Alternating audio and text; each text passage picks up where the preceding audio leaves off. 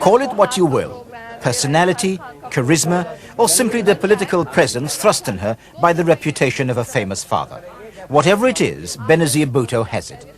Every day, small groups assemble outside her house. She hears complaints and receives petitions, almost in the manner of an Eastern potentate of old. Yet Benazir Bhutto has no political office, and for the time being, she's not running for one either. But few would contest that in the transformation of her country from martial law to democracy, it might be impossible to deny Miss Bhutto a role. Exiled and imprisoned, Benazir Bhutto is now politically on the defensive. When her call for an early election was ignored, she was compelled to think again. Now she's embarked on a painstakingly slow journey across a political terrain strewn with innumerable difficulties. Goodbye, thank you.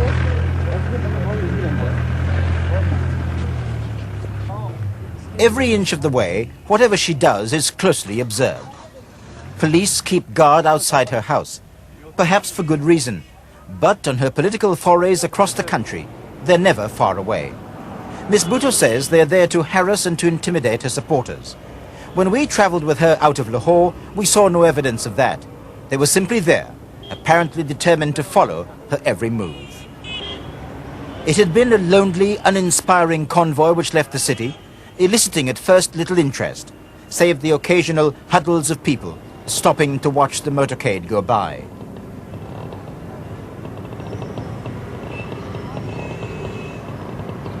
But the Bhutto convoy acquired a momentum of its own as it went along, and not long after it began, it was brought to a halt. A group of supporters, warned about the visit in advance, had simply blocked the road.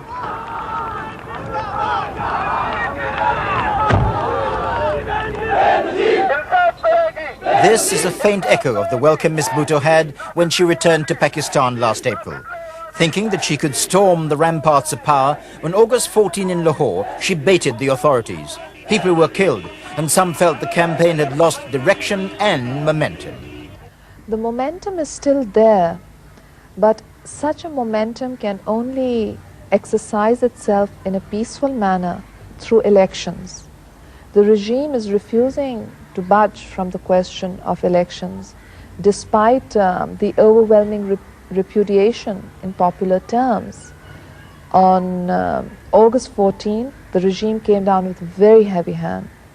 40 people died, people were picked up, tortured.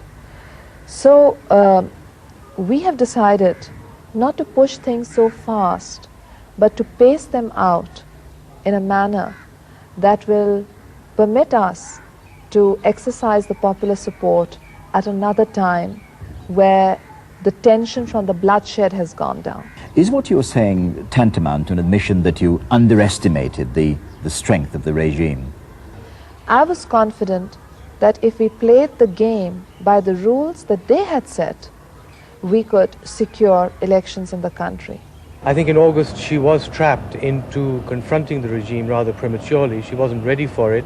However, finally she did tell her party cadres to take to the streets, and they were not able to make an impression on the regime.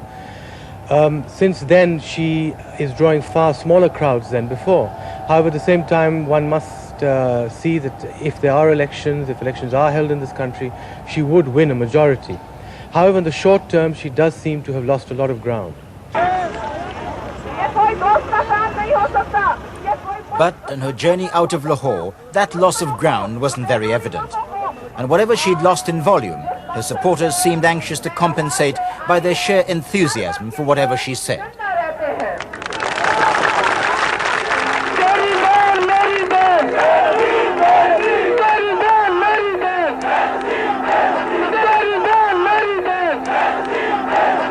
That in itself may be a problem, because the future of Miss Bhutto's party will depend ultimately on much more than the adulation she clearly attracts.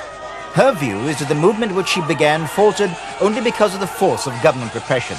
Even those who might agree with that will add another argument. It is that while Miss Bhutto is still able to draw the crowds, her party still lacks structure and basic organizational cohesion. Basically, in our view, she's surrounded by a lot of fawning flunkies. She is not banked on an organization of the party which was essential in this situation. She is coping with a lot of in-house problems, ideological problems, lack of clarity on issues. And if she had set up a cadre and had good leaders around her, a good team around her, she would have done much better. She's not been able to do that. I think the organization certainly had a great degree of dynamism, but force is force. For instance, I refuse to believe that the people of Indonesia don't want to exercise their rights. I refuse to believe the people of Argentina, Chile, South Africa don't want to exercise their rights. But tyranny is tyranny, force is force, and it was really repression which crushed the movement rather than any lack of dynamism on the part of the party.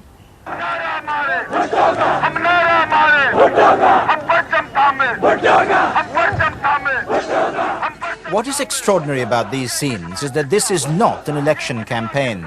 The purpose of this journey, which became something of a triumphal motorcade through a part of the Punjab, was to enable Miss Bhutto to pay her respects at the home of one of the people killed in the clash with the authorities on August 14. Her visit had only been advertised by a notice in the press. Yet it took us nearly 8 hours to travel a mere 40 kilometers. And nearing her destination, her convoy was virtually swallowed up by the crowd.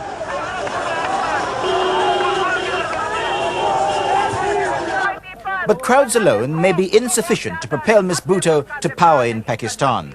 The government will continue to monitor her campaign as it develops, and, denied the chance to test her popularity against the ruling party in mid-term elections, she could be faced with a long, debilitating campaign. And even if she survives that, the way ahead will not be easy. Well, she faces great problems as a woman in a very conservative Muslim society, and a very young woman and a very inexperienced woman. Don't forget, she spent most of her political career in jail. She's had no experience in the political field. She doesn't even know who the major politicians in her party are, and she's learning the ropes slowly.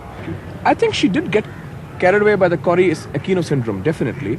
But I think she's also not quite aware of some of the power realities of Pakistan, the Pakistani power structure, the military, the bureaucracy, and the amount of vested interests which is going to prevent the return of the Bhutto family at all cost. Many people always tell me, oh Benazir, you can afford to wait. Why do you risk so many things? But the country is not. I don't know whether the country has the time, whereas I may have it. Can you afford to wait? As a person, I can, but I'm not in politics as a person. I'm there for Pakistan, and for Pakistan, I don't think Pakistan can afford to wait till 1990. 1990 is a reference to the year when the next elections are due.